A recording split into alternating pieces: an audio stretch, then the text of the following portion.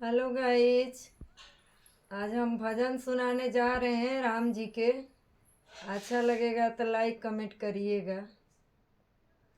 बागिया में अइले भगवान, चल सखी दर्शन करे। बगिया में अइले भगवान, चल सखी दर्शन करे।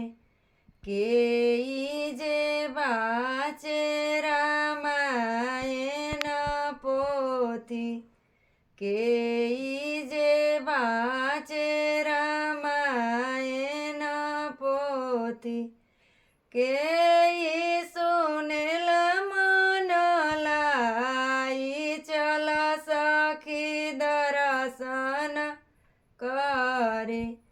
के सुनेल मन लाई, चल सखी दर्शन करे।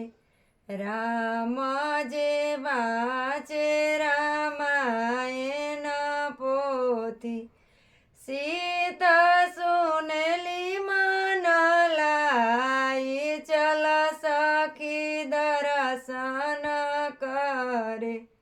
बगिया में अइले भगवान, चल सखी दर्शन करे।